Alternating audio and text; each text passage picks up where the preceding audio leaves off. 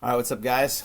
We are here, Chapter 1, Organizational Behavior Management 386. This is a pretty tight chapter. It's just an introduction to kind of get the lay of the land. So we'll look at a few things I'd like to go through on these is kind of what's the history. That is, how did we get to where we are today?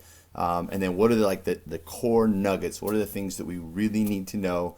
A little bit about how people mess it up, and then a little bit about kind of more resources and stuff if people want to go deeper. So, big idea behind organizational behavior.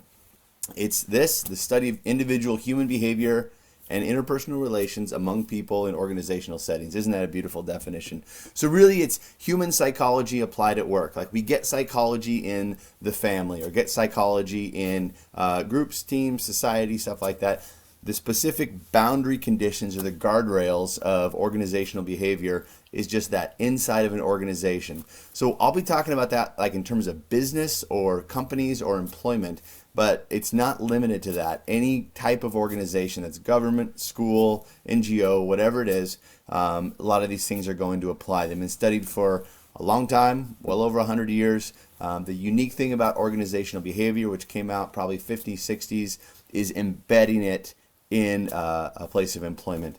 There are some related fields right here. So we're talking about org behavior. There's also a thing called org theory. Org theory is very macro. It's high level, it's strategy, it's society, stuff like that. Organizational behavior by its nature is what we call micro. So if you look at the definition itself, the study of individual human behavior.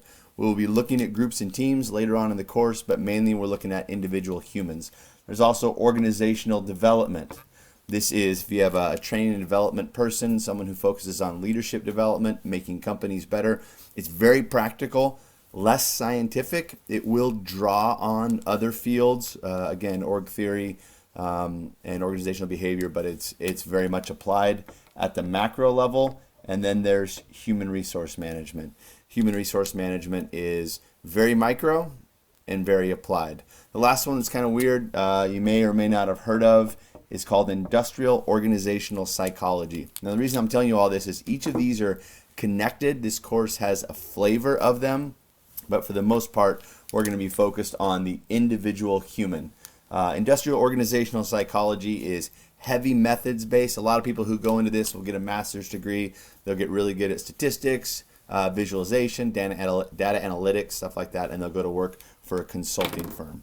So that's kind of the framework that we're going to be looking at from here forward. Individual level within the organization. That's our focus. Okay.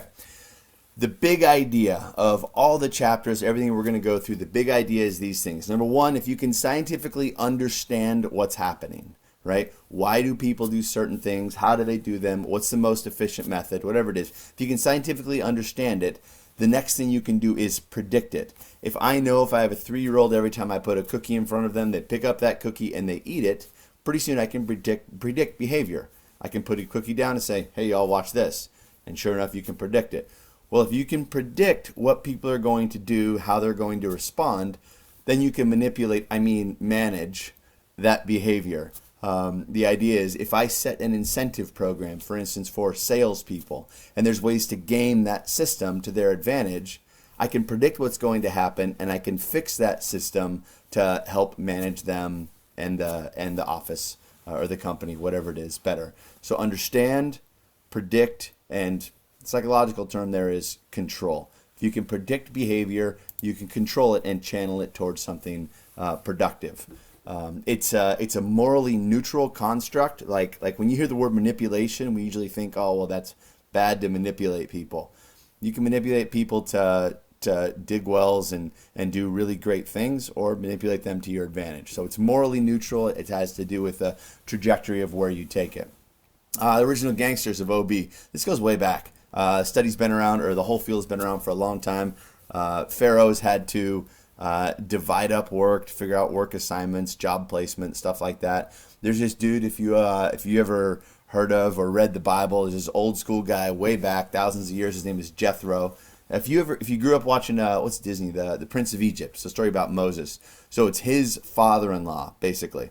So Moses is in charge of all these people, and he's the judge. So he has to decide, hey, that guy, like shot my favorite plow bull, or they wouldn't have they maybe did it with a spear or something like that, or they broke the law in some way, or maybe this dude's chariot over there, like the exhaust on it is too loud in the neighborhood and the HOA is complaining, whatever it is. They took everything to him, and that's all he do is just sit around in a tent all day and decide who's right, who's wrong, and what justice should be. So his father-in-law pulls him aside and basically said, this is stupid. Like, you need to have people in charge of hundreds, people in charge of thousands, and then you're in charge of that. So it's almost like a Supreme Court. It can get escalated up to you.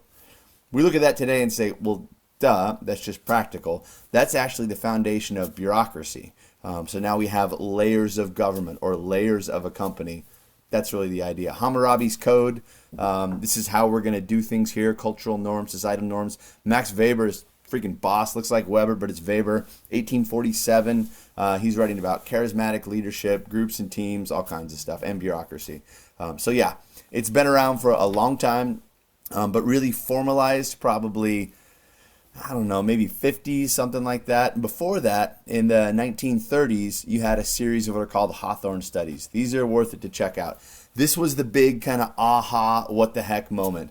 So Hawthorne Electric Plant, they're basically doing tests inside of these worker rooms, worker relay rooms. Well, you have workers, let's just call them working on widgets, right, doing things. And they go, okay, well, what if we turn the lights down? Do they do better or worse? Or what if we give them an incentive program? Do they do better or worse? So it was the first attempt really to kind of scientifically figure out there's a job and there's pay and there's a worker. Is there anything more to it than that? So if we pay someone more, do they do more? Obvious answer there is no. It doesn't matter so much how much you pay them. It matters how you pay them. So they got after this for years, multiple studies. At the end of this, they kind of birthed this field of organizational behavior to say, hey, wait a second. I can pay someone $100,000 a year to show up and have a pulse, or I can pay someone an incentive-based system, or I can put them in a really high-functioning group or team and they do better, or I can give them goals and they do better, or I can give them stretch goals, like really tough goals, and they'll figure out a way to steal and lie and cheat and be unethical to achieve those goals. But then some people will just give up because they're overwhelmed. So this was all about kind of birthing this scientific field. Pretty cool stuff. I encourage you to press into it. It's in the textbook. And it's not so much that what they were doing was, wow, that's so amazing. It was just that this was really the first one, right? It's like the first Super Bowl. Is there something actually here? And come to find out, there was. Why workers perform better in a test room, for instance, than in other areas? Well, they're being watched. When you're watched, you work different. It's called the Hawthorne effect. If they're interested in what's going on, right? Their earnings was part of it, group size, stuff like that. But those last three down there, novelty, interest, and attention, just told us that what happens in the human brain and the human heart actually affects the quality and the quantity of output that they will produce. Okay, second thing you'll find in the text here on chapter 1 is this idea of a paradigm. This is kind of weird, so I want to talk about it and just define it for a minute.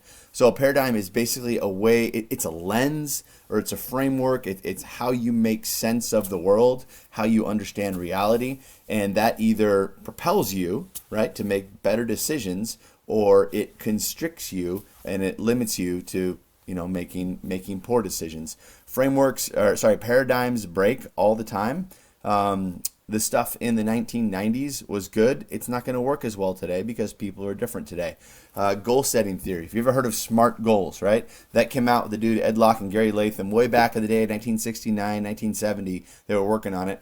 There's some stuff there that's still really good, but it's a different model, right? The idea of information technology, of internet, of AI, of a global integrated economy, not a regional or even national economy. So it's a different way of thinking now. Back in the day, if I was gonna make this lecture, I have to figure everything else out. Now I can outsource it to somebody in India who's going to do a 20 times better job, and they're going to have tools and education. Well, that just wasn't the case a while ago.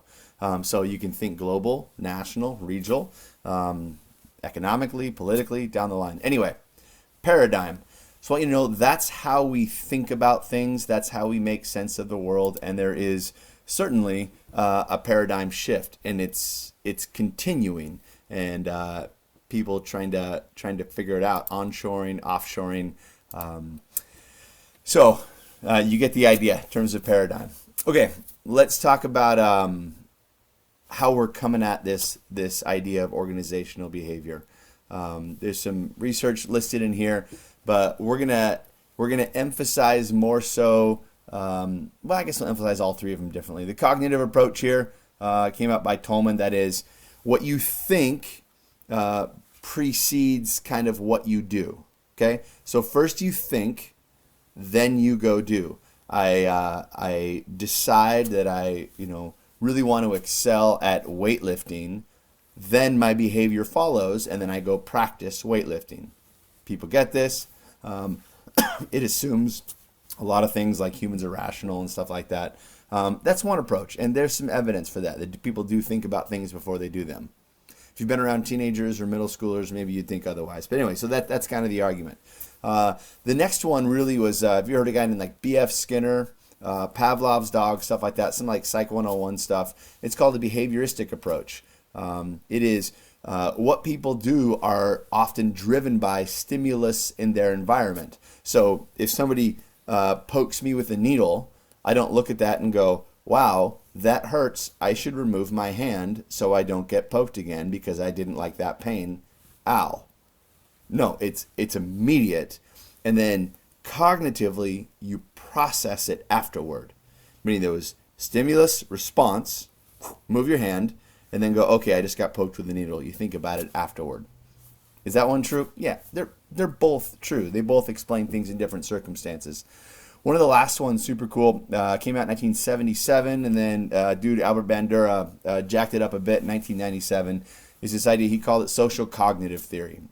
He said there's always an interaction. Here's a cool term: triadic reciprocal causation.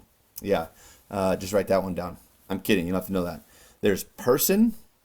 There's environment. Person is here, cognitive. There's environment, and there's behavior.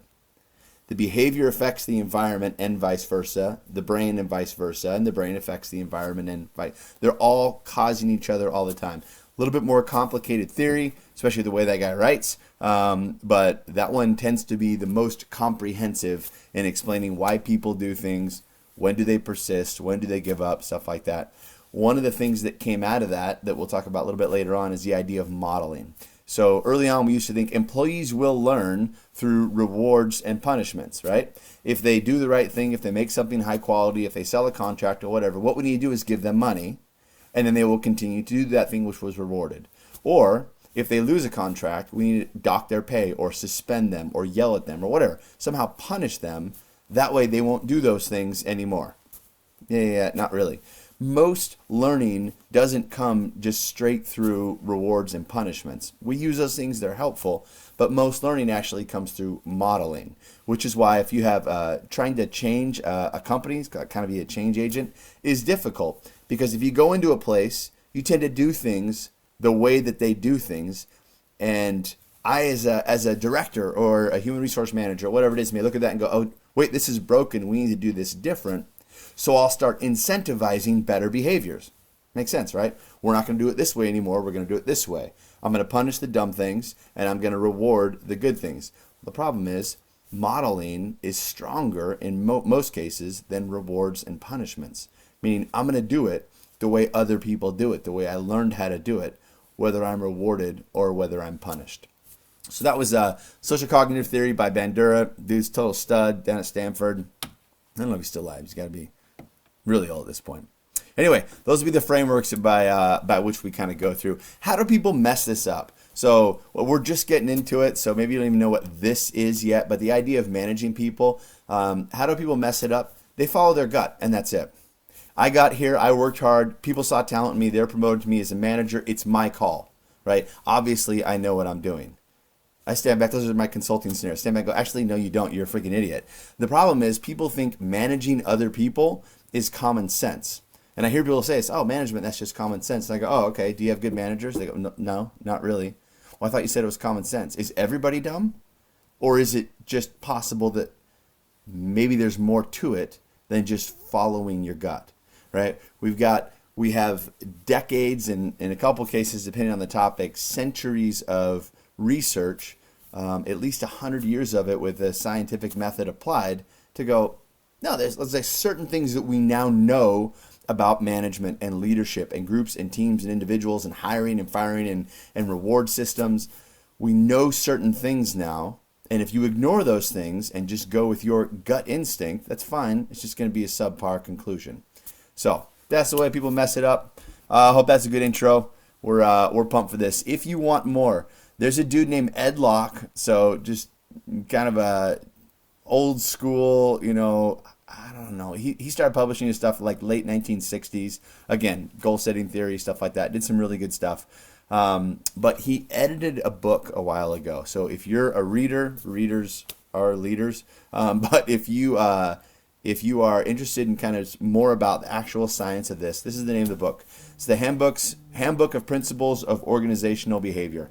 So basically what he did is get everybody together who is the top of their field at this one thing, right? So I'm not going to ask one person to just be Nostradamus here and tell us everything. He's like, okay, these are the 15 things we really know to be true. I'm going to find the best living person who knows the most about each one of these, and I just want you to write a chapter on it. It's got human selection, it's got learning, development, leadership, it's got intelligence, job satisfaction, all that kind of stuff. Super cool book if you're interested. It is not required for the course, so if not, that's okay. So that is chapter 1.